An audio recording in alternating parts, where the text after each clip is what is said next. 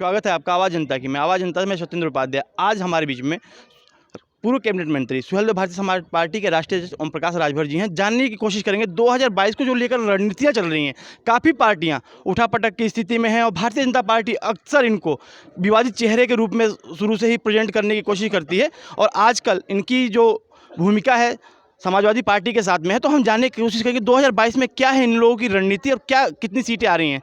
Sir, जैसे कि आप गौतम बुद्ध नगर में हैं आज और 2022 को लेकर के भारतीय जनता पार्टी काफ़ी प्रेजेंट कर रही है और आप समाजवादी पार्टी के साथ हैं, तो क्या है रणनीतियाँ आपकी लोगों की? कि भारतीय जनता पार्टी घबराहट में है।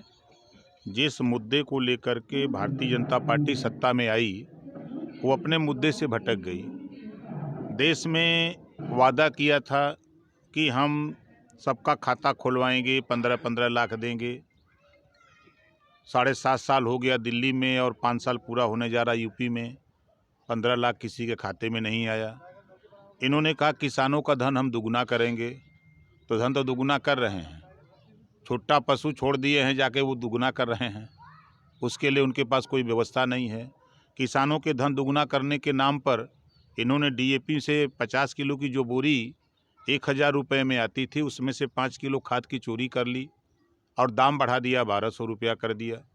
ये किसानों के धन दुगना करने के नाम पर ये आए, जो वादा करके इस पश्चिमी उत्तर प्रदेश में ये गए कि हम पश्चिमी उत्तर प्रदेश में हाई कोर्ट स्थापित करेंगे। क्या हुआ हाई कोर्ट का स्थापना?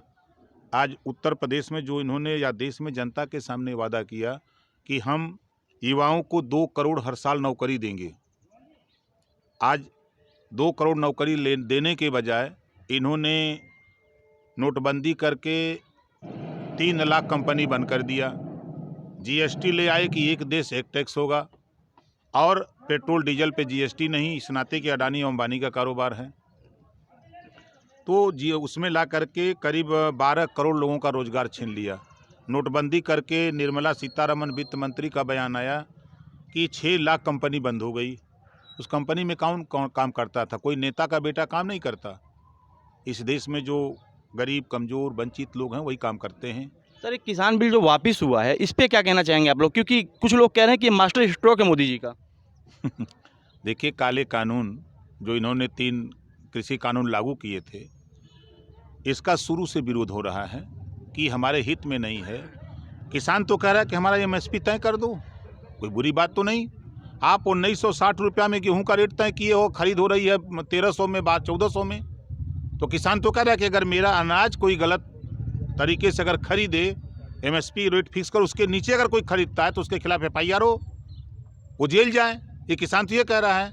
किसान की बात जो है, जो इन्होंने बिल वापस किया है, ये मास्टर स्ट्रोक नहीं, ये इनकी हार के डर से, पराजय के डर से आपने देखा कि वापस किए हैं। 50,000 किसानों के ऊपर मुकदमे हैं। क्या वो मुकदमे वापस हुए? ये तो राकेश टिकैत जी मांग कर रहे हैं, कई सारी चीज़ों को लेकर कर रहे हैं, तो उसमें क्या विपक्ष उनके साथ होगा? 100% विपक्ष साथ में है, रहेगा। चूँकि आपने देखा कि 700 से ज़्यादा किसान शहीद हो गए। हम लोग चाहते हैं कि किसान जो शहीद हुआ है उसके परिवार को शहीद का दर्जा मिले, उसको और 1 करोड़ रुपया, एक सरकारी नौकरी सरकार दे। तमाम जो कृषि कानून को लेकर के तमाम पार्टियों के नेताओं ने आंदोलन किया, जो मुकदमे लिखे गए, क्या वो मुकदमे वापस करेंगे? इनके सरकार में, इनके कैबिनेट में केंद्रीय गृह राज्य मंत्री आशीष मिश्रा टेनी ने किसानों के ऊपर जीप चढ़ा करके उनका बेटा शहीद कर दिया। एक पत्रकार मरा, उसके रिएक्शन में 9 लोगों की हत्या हुई वहाँ। तो क्या उस मंत्री को अपने मंत्रालय से हटाएंगे?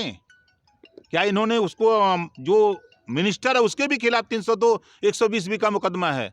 आज वहीं अगर कोई जाट होता, गुजर होता, आरक होता, बंजारा होता, बैलिया होता, पटेल होता, बिंद होता, केवट, मल्ला, निषाद, धोबी, धरकार, पासी, खटी, खेला, कुजड़ा होता, तो उसको अब तक पुलिस जेल में कर दी होती। लेकिन ये इनके साथ रहे। ये कहते हैं हम अपराधियों को संरक्षण नहीं देते। खुलेआम तो है अपराधी को संरक्षण दे रहे हैं। वो तो ये भी आरोप लगा रहे हैं कि सपा और ओम प्रकाश राजभर दोनों एम फैक्टर पे काम करने लगे हैं, मुख्तार के करीबी जो रहे हैं। देखिए, ये हमेशा हिंदू मुसलमान की राजनीति करते हैं। इनके पास मुद्दा तो है नहीं। महंगाई से त्राहिमाम त्राहिमाम मचा है। आप देख रहे हैं कि जो 400 रुपये का सिलेंडर था 1000 हो गया। जो अरहर की सरसों का तेल 50 रुपया था वो 200 पार कर दिया। अरहर की दाल 55 से बढ़ा करके ये ले गए 125 पार कर दिया। जो पेट्रोल था 60 रुपया उसको 100 पार कर दिया। डीजल जो है 3 रन और बाकी है शतक लगाने में। महंगाई एकदम आसमान पे है। पूरे प्रदेश और देश की जनता त्राहिमाम कम कर रही है और ये अडानी और अंबानी के खाली चक्कर में पड़े हैं। कृषि कानून बिल आया नहीं और अडानी अंबानी का गोदाम बन गया।